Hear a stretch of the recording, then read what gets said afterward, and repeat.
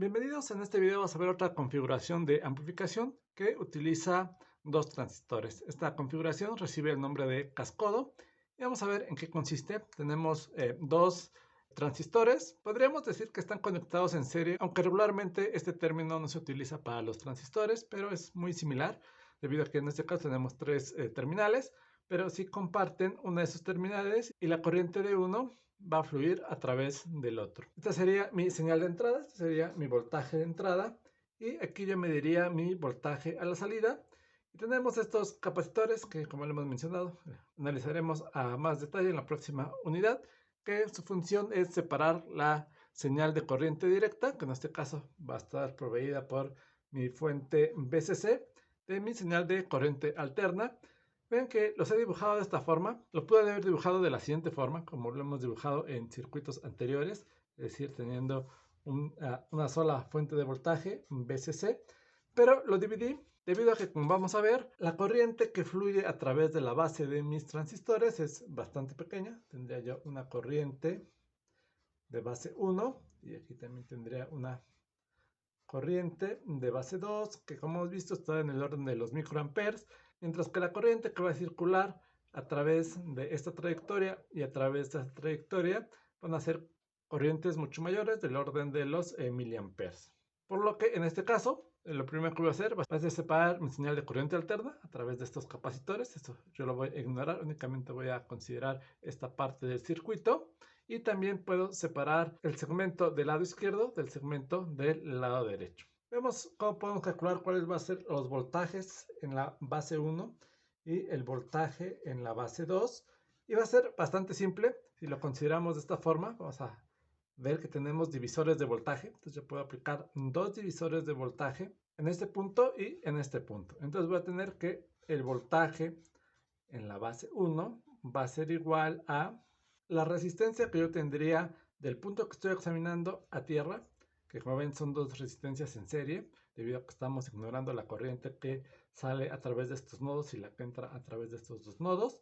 Entonces yo tendría R2 más R3, que va a dividir a la suma de estas tres resistencias, R1 más R2 más R3, y esto lo multiplicaría por mi voltaje CC.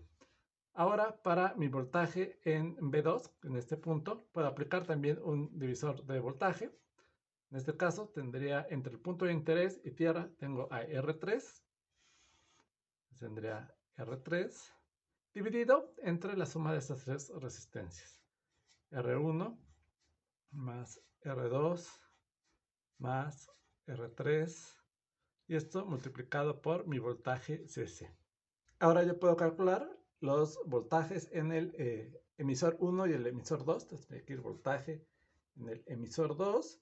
Y vean que el voltaje en el emisor 1 va a ser igual al voltaje en el colector 2. Entonces en este punto vas a tener que el voltaje en el emisor 1 va a ser igual al voltaje en el colector 2. Y de esta forma yo puedo calcularlo de la siguiente manera. El voltaje en el emisor 2 va a ser igual al voltaje en la base 2, que sería el voltaje B2, menos la caída de potencial que yo tendría entre base y emisor, que hemos visto que es de 0.7, que es el voltaje de base a emisor 2. Y de igual manera tenemos que el voltaje en el emisor 1, que va a ser igual al voltaje en el colector 2, va a ser igual al voltaje en la base 1 menos la caída de voltaje de base a emisor en el transistor 1. Entonces tenemos voltaje en la base 1, que ya lo conozco, la caída de voltaje de base a emisor 1. En términos de la corriente, vean que la corriente que va a fluir va a ser casi la misma porque vamos a ignorar esta corriente de la base. Entonces va a tener que la corriente en el colector 1, que sería esta corriente que entraría en este punto, va a ser aproximadamente igual a la corriente que va a salir por este punto, la corriente en el emisor 2, y esto yo lo puedo calcular como, voy a omitir aquí algunos pasos que son muy similares a como los hemos visto en videos anteriores. Tendría que calcular cuál va a ser el voltaje neto que va a ser VCC, menos el voltaje de colector a emisor 1, menos el voltaje de colector a emisor 2, dividido entre la resistencia que yo voy a observar. Esta sería una forma de estimarlo. Otra forma de estimarlo es a través de la ley de Ohm en esta resistencia. Entonces, si yo quiero conocer cuál sería la corriente en el emisor 2, voy a obtener que la corriente en el emisor 2 va a ser igual al voltaje E2 que yo estimé en este punto, dividido entre mi resistencia del emisor. Es decir, esto sería igual a 1 entre RE, que va a multiplicar al voltaje en la base 2, que es este, sería R3 dividido entre R1 más R2 más R3 multiplicado por el voltaje de la fuente menos el voltaje de base a emisor 2. Y de esta forma yo podría encontrar cuál va a ser la corriente en el emisor 2, que aproximadamente va a ser igual a la corriente que encontremos a lo largo de esta red.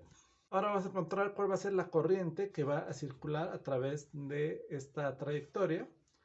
Va a ser la misma porque voy a despreciar esta corriente de las bases. Voy a suponer que es la misma corriente que va a circular desde la fuente hasta la Tierra.